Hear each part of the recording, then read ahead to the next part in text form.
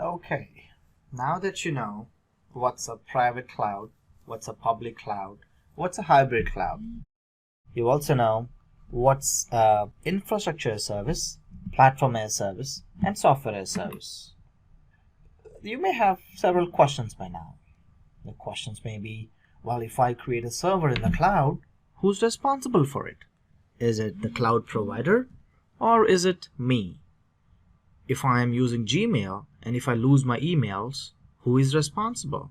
I uploaded quite a lot of data in platform as a service in my database. Who's responsible for it? What if my data gets compromised? What if my data gets hacked? Who's responsible for it? In this lecture, you will understand the responsibility and ownership of cloud provider and what's your responsibility, and we'll use the analogy of consuming a pizza. Now, there are several ways in which you can consume a pizza or get a pizza for yourself when you're hungry.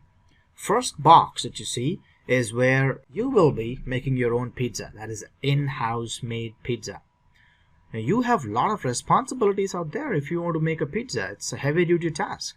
You're responsible for the toppings, the pizza dough, the oven, making sure that the electricity is there, gas is there, the kitchen utensils are there. So you got to have all the ingredients in place. It's quite a lot of responsibility in cooking something at home.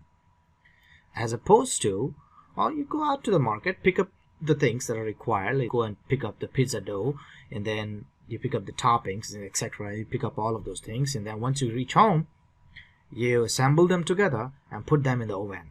Well, your pizza is ready in some time. You have very less responsibility there because you have just given all that responsibility to the ingredient provider. Could be Walmart or Target or wherever you may want to pick up the things from.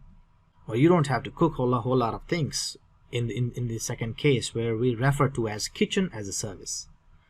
In the third case, the third box, where you say that, hey, I don't want to cook, I have no mood, so you're gonna just order your pizza. You just call your favorite pizza provider and then they get the pizza for you.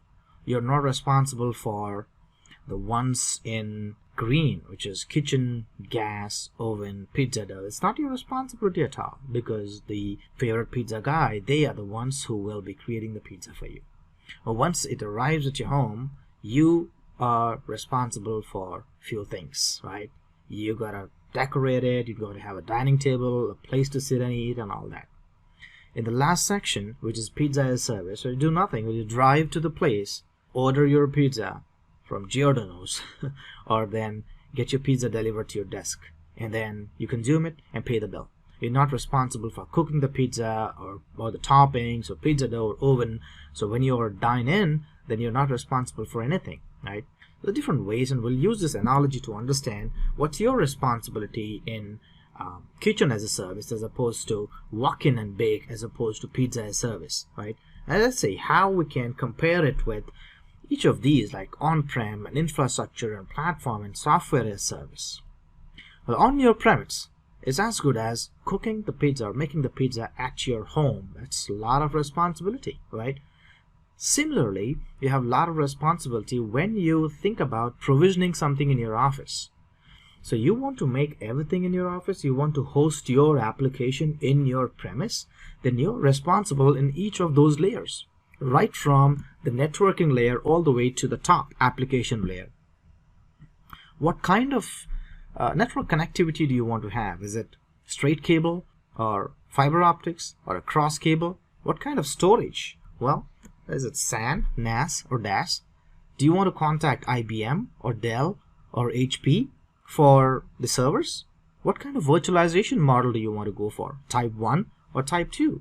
Should you go for Hyper-V or VMware?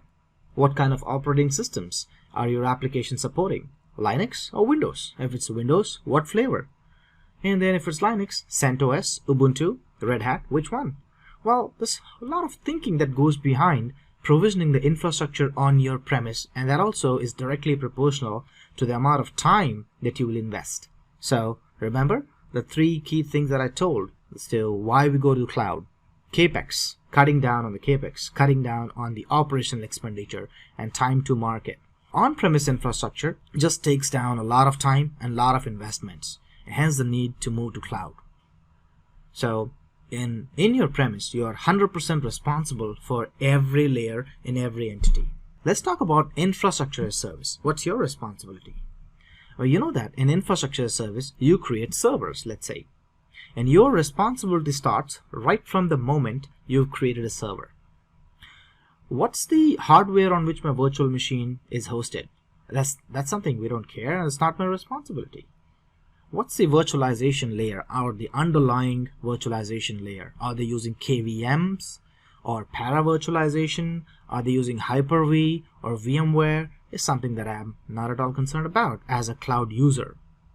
When I create a server in the cloud, it will also create a hard disk for me. But what kind of storage is the backend using? Is it a SAN? Is it iSCSI or DAS or NAS? Well, let's not worry about it. Networking. How about the cross cables or straight cables or fiber optics? Well, it's not our concern at all. But your responsibility starts from the operating system layer, the ones in the blue, which is operating system. So once the operating system is installed, you install the patches, you do the server hardening, and you as cloud user will be installing the antivirus. You will be updating the definitions of the antivirus. You will be opening the right set of firewall rules so that right set of people can connect to it. So those are the responsibilities that you have. What kind of applications will be downloaded on the machine and installed? Server hardening procedures, security protocols, that's your responsibility.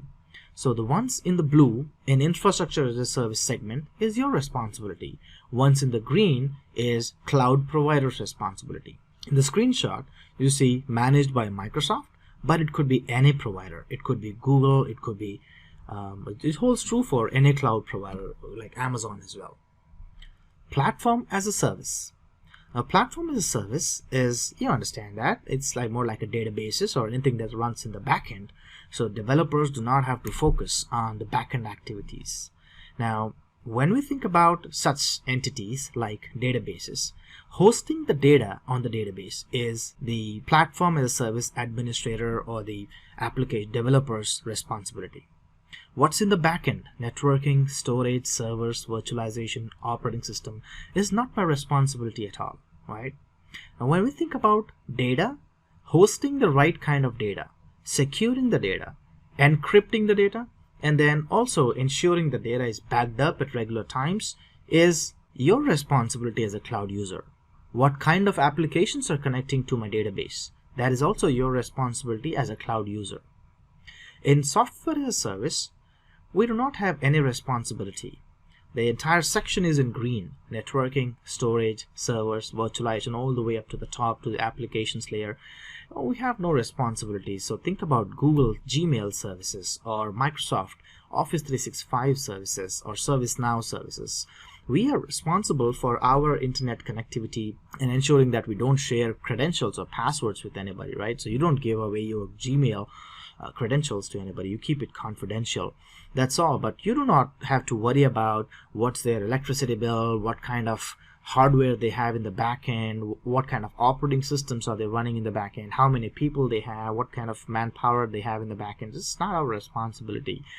Well, to give you an overview of this, we are responsible for our data, but keep in mind, ultimately, it's the customer's responsibility to protect the data, to ensure that the data is confidential, to ensure that the data has integrity and data has availability. When we design systems in the cloud, we always think about design for failure and design for security. Always have highly available systems and always have highly confidential information protected by multiple layers of defense.